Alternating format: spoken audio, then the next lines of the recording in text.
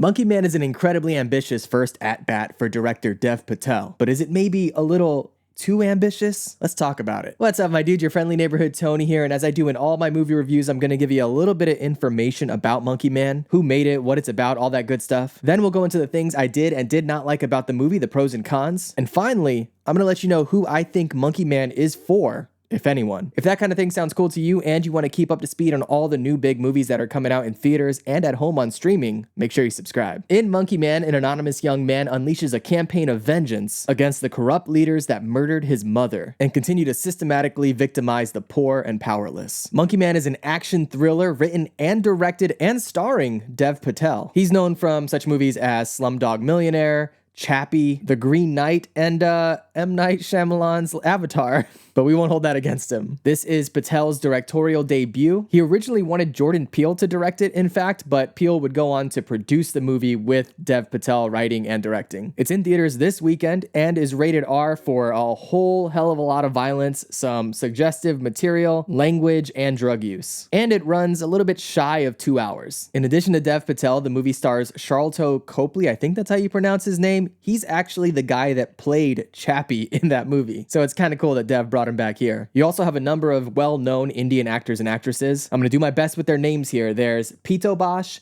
Sikandar Kher, Sobhita Dhulipala, Ashwini Kalsekar, and Makarand Deshpande. And I gotta tell you, all did an incredible job in this movie, but we'll get into that more with the pros. Before we do though, I want to let you know my expectations going into the movie so that way you kind of know where I stood. So I somehow managed to avoid any of the trailers, but I did hear a lot of people talking about the movie, mostly saying that it was going to have some insane, wild action and violence, which I dig, and a lot of people saying that it was kind of like John Wick. Some of the more negative things being said that it's basically a John Wick ripoff with slightly different casts and location. Now for me, I absolutely love Dev Patel. I think he's a great actor and I was really looking forward to see what he could do as a director and as a writer. I was a little concerned because I know he didn't originally want to direct the movie, so I just didn't know if he had that bug, you know, that director bug, that thing that's going to drive you to create something great. So even though I was definitely looking forward to the movie, and even though I am a fan of Dev Patel, I was a little concerned about how well his talent would transfer over to writing and directing. So yeah, I guess I was keeping an open mind, but at the same time, tempering my expectations. But how did it work out? Well, let's get into it with the pros. The first thing I want to say is that I think Dev Patel is incredibly talented, even as a director, and even with this being his first at-bat. I think he's got a lot to say, and I think he has a real eye for gathering that and collecting that all on screen. The action in the movie is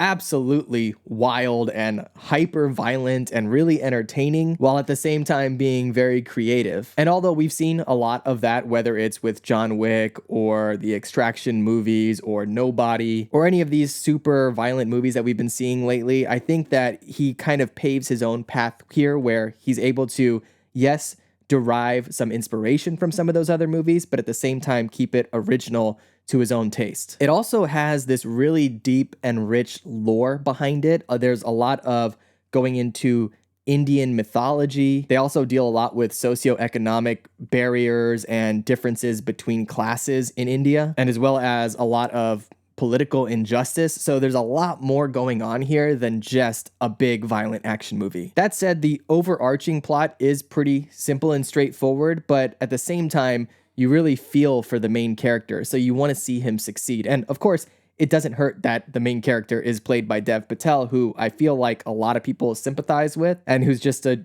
generally likable person. You can also tell they spent a lot of time trying to make the movie both visually appealing and auditorially appealing, I guess, with the sound. There's a lot of neon lights and different textures to the environment that really grab your attention and make you interested in the world itself just by the way it looks. But also they do a lot of really cool stuff with music. The music throughout the movie I think is really impactful and really kind of drives home the intensity of the action. So really, despite it being his first movie as a director, I think he had a lot of the pieces that you need to create something really good. And also, just as a leading man, he really has that it factor. And I know it's hard to describe what that it factor is for a leading person in a movie, but to me, it's almost as if it's a person that you want to see succeed first and foremost. It's someone that's believable in the roles that they're playing. So, for example, in this case, it's definitely believable that he is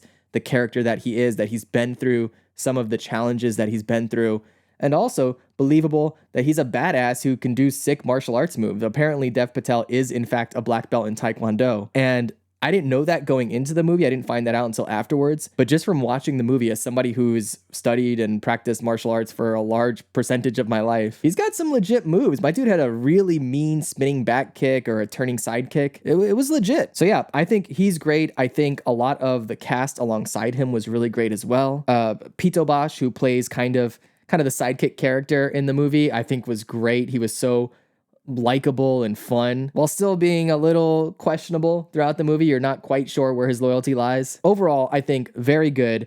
I think an incredibly ambitious outing. However, not everything worked for me. There were a few things that I think could have been improved, so let's get into that with the cons. But before we do, I want to let you know that this video is sponsored by you. That's right, I'm just a small independent channel here without any big corporate sponsors or anything like that, so just by watching the video, you're really helping me out. If you want to be super dope and show your support in the easiest possible way, do me a solid and like the video, and maybe drop down in the comments below and leave a comment. Let me know, what do you think about Dev Patel and his career? What are some of your favorite roles? Otherwise, you can now join as a channel member if you want to help support me financially, or just subscribe for free if you want to keep up to speed on all the new big movies coming out. So either way, whatever you do, I appreciate it. All right, on to the cons. All right, and the one big con in this movie is also tied in with one of the big pros, and that is, as I mentioned before, he is incredibly ambitious in what he's trying to accomplish in this movie. Dev Patel, that is. And because of that, I think he might stretch a little too far in certain areas. I think he's trying to do a little bit too much. You know, the movie runs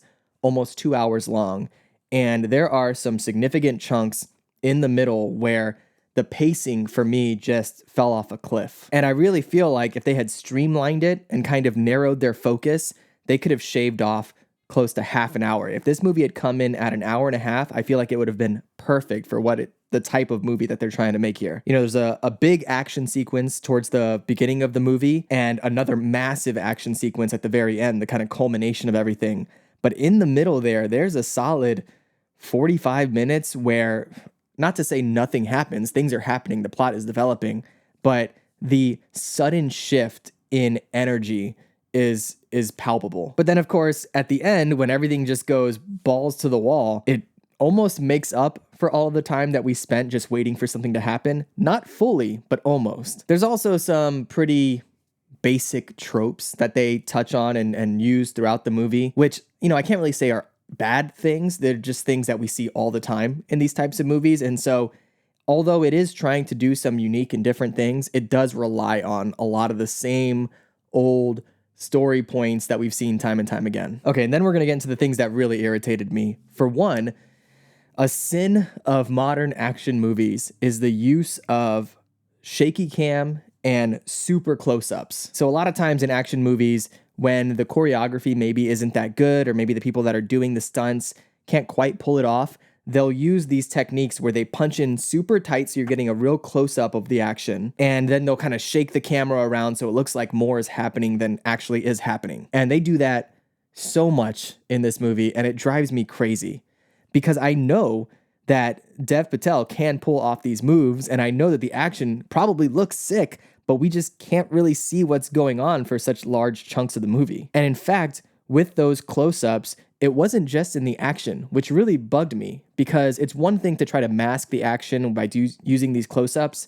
It's another thing when it's just characters talking or plot being developed, and you're in this incredibly tight close-up the entire time. It might not be something you noticed, but for me, it just felt super claustrophobic. Like, there was a point in the movie where I found myself in my seat squirming because I was so uncomfortable by the constant close-ups that I was just wanting them to just pull back, just like go to a wide shot just for a second so we can breathe and feel a little more relaxed or not feel as confined and constrained. Now, again, that might just be something that bothered me. My friend who was sitting next to me said he didn't really notice it that much, but I definitely did. Now, despite these issues that I have with the movie, I think that this is an incredible first try for Dev Patel as a director. I think he did a phenomenal job. And I think that if you're a fan of these big, over-the-top, ultra-violent action movies, I think you're really going to enjoy this one. And I think there's a lot more to take out of it than just that enjoyment of wild, over-the-top action. I'm really glad that Dev got to make what seems to be the movie that he wanted to make, the movie that he wrote and he directed, and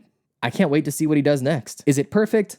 No, but I have seen so many way worse first attempts from directors. So let's see what this guy does next. Of course, this is all just my opinion. If Monkey Man sounds interesting to you, definitely check it out in theaters this weekend. If you've already seen it, let me know what you think in the comments below. And of course, if you want to keep up to speed on all the new big movies coming out, make sure you subscribe. All right, my dude, I'll catch you in the next one. Be good.